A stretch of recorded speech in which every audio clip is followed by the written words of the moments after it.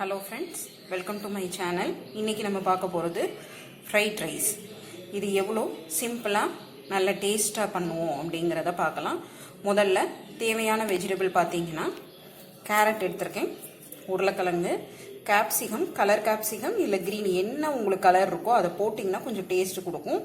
முட்டைக்கோஸ் எடுத்திருக்கேன், பீன்ஸு, இன்னும் உங்களுக்கு என்ன வெஜிடபிள்லாம் தேவைப்படுதோ போட்டுக்கலாம். ஃப்ரைட் ரைஸுக்கு நல்லா தான் இருக்கும். அப்புறம் சோயா பீன்ஸை கொஞ்சம், சோயா பீன்ஸு, பட்டர் பீன்ஸு அதுவும் உங்களுக்கு பிடிக்கும் அப்படின்னா கொஞ்சம் வேக வச்சு அதை தனியாக எடுத்துக்கலாம். இப்போ இதை எல்லாத்தையும் நல்லா வதக்கி அதுக்கப்புறம் பாஸ்மதி ரைஸை நல்லா குக்கரில் வைக்கலாம். தனியாக வடித்தா இதோட டேஸ்ட்டாக இருக்கும். காலையில் டயத்தில் உங்களுக்கு கொஞ்சம் முடியாதுங்கிறதுனால இப்போ நான் என்ன பண்ணுறேன்னா பாஸ்மதி ரைஸை அரை மணி நேரம் ஊற வச்சுட்டு 1 கப்பு பாஸ்மதி ரைஸுக்கு 1.5 கப்பு தண்ணி வச்சு குக்கரில் வச்சுருக்கேன். நல்லா ஆறின பிறகு இதை எல்லாத்தையும் கிளறணும். வாங்க இப்போ எப்படி செய்யலாங்கிறத பார்ப்போம். இப்போ அடுப்பில் சட்டியை வச்சுட்டோம். இதில் எண்ணெய் எவ்வளோ நாளும் ஊற்றிக்கலாம். நான் நெய் ஊற்றுறேன். நெய் ஊற்றுனா உங்களுக்கு ரொம்ப ரொம்ப டேஸ்ட்டாக இருக்கும். ஏன்னா நெய்யிலேயே நீங்கள் இதை கொஞ்சம் வதக்கி வேக வச்சிங்க அப்படின்னா ரொம்ப டேஸ்ட்டாக இருக்கும். நெய் எங்களுக்கு பிடிக்காது அப்படின்னு நினச்சிங்கன்னா தயவு செஞ்சு நீங்கள் எண்ணெய் ஊற்றிக்கோங்க. எண்ணெய் ஊற்றி இதை செய்யுங்க. முதல்ல கேரட்டையும் பீன்ஸையும் கொஞ்சம் ஒரு 2 நிமிஷம் வதக்கிட்டு அப்புறம் மற்ற காய்கறிகளை போடுவோம்.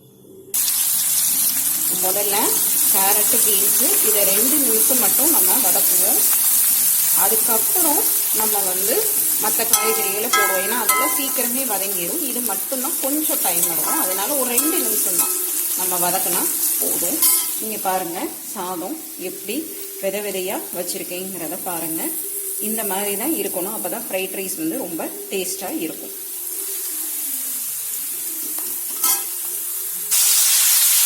இப்போ அடுத்து கேபேஜ், கேப்சிகம் எல்லாத்தையுமே இதில் போட்டிருக்கோம். இதை நம்ம நல்லா வதக்கணும். வதக்கின பிறகு தான் நம்ம காரத்துக்கு இது வரைக்கும் மிளகா அந்த மாதிரி எதுவும் போடல. கேப்சிகம் உங்களுக்கு காரம் கிடையாது. நம்ம என்ன பண்ண போகிறோம்னா சோயா சாஸு, சில்லி சாஸ் இது ரெண்டையும் கடைசியில் இறக்குறதுக்கு முன்னாடி நல்லா வதங்கினோடனே ஆட் பண்ணி ஒரு 2 நிமிஷம் வதக்கிட்டு இறக்கணும். அப்போ தான் நம்ம சோயா சாஸு, சில்லி சாஸும் ஊற்றணும். இது நல்லா இப்போ வதங்க. இப்போ பாருங்கள் எல்லாமே ஓரளவு வதங்கிட்டு ரொம்ப வதங்கக்கூடாது. இந்த டயத்தில் சோயா பீன்ஸு வேக வச்சதை போட்டுப்போம். இதை சேர்த்து ஒரு வதக்கு. நம்ம இந்த டயத்தில் தான் என்ன செய்ய போகிறோம் அப்படின்னா உப்பு, சோயா சாஸ், சில்லி சாஸ். ஏன்னா முதல்லையே போட்டிங்க அப்படின்னா அந்த சாதத்து கூட அந்த உள்ள உப்பு சேராமல் எல்லாமே வெஜிடபிளில் சேர்ந்துடும். அதனால தான் இந்த டயத்தில் போடுங்க அப்படின்னு கடைசியில் போடுங்க. முதல்ல போட்டிங்கன்னா வெஜிடபிள்ஸில் எல்லாமே உப்பாக இருக்கும். ஸோ இப்போ நம்மளுக்கு அந்த சாதத்துக்கு ஏற்றாப்புல உள்ள உப்பு இப்போ தான் நீங்கள் போடணும். தேவையான அளவு சோயா சாஸ்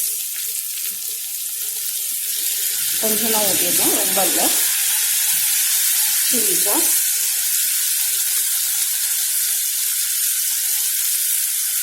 அவ்வளோதான். ஏன்னா காரம் நம்ம போடாதனால லைட்டாக கேப்சிகத்தில் ரொம்ப காரம் இருக்காது. இது ரெண்டையும் போட்டிங்க அப்படின்னா உங்களுக்கு ஃப்ரைட் ரைஸ் நல்ல டேஸ்ட்டு கொடுக்கும். அதுக்காண்டி தான் நம்ம இது கரெக்டாக 1 நிமிஷம் வதங்கினா போதும். நம்ம அடுப்பு அணைச்சிட்டு சாதம் ஆற வச்சுருக்கோம் இல்லையா, அதில் இதை போட்டு கிளறிட வேண்டியது. நல்ல அகண்ட சட்டியில் தான் இப்போ சாதத்தை ஆற வச்சுருக்கேன். பாருங்கள் எவ்வளோ உதிரி உதிரியாக இருக்குது. இதில் தட்டியிருக்கேன்.